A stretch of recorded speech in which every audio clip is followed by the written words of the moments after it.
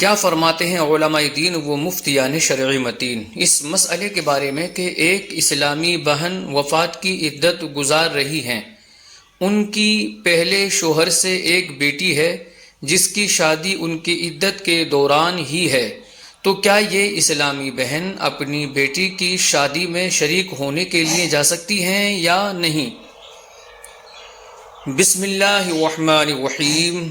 الجواب بعون الملک الوہاب، اللہم ہدایت الحق والصواب۔ عورت کو دوران عدت گھر سے باہر جانے اور شادی میں شرکت کرنے کی اجازت نہیں، بلکہ پوچھی گئی صورت میں تو سوگ بھی لازم ہے۔ شادی میں جانے والی عورت بن سنور کر جایا کرتی ہے، اور طلاق بائن اور وفات کی عدت کے دوران عورت کو زینت کرنا جائز نہیں۔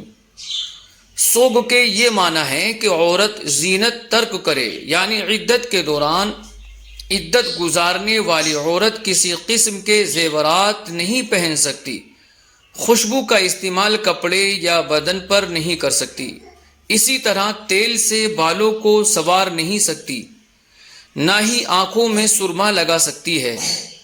الغرض عدت کے دوران ہر طرح کی زینت اختیار کرنا ناجائز ہے، مگر یہ کہ ضرورت کی وجہ سے ہو، جیسے سر میں تیل نہ لگانے کی وجہ سے درد ہو تو تیل لگانا، یا آنکھوں میں درد ہو تو سرما لگانا، یوں ہی سر میں درد کی وجہ سے موٹے دندان والی طرف سے کنگھی کرنا وغیرہ کی شرعاً اجازت ہے، جیسا کہ معتمد کتب فقہ میں موجود ہے، جبکہ شادی میں جانا کوئی ضرورت نہیں۔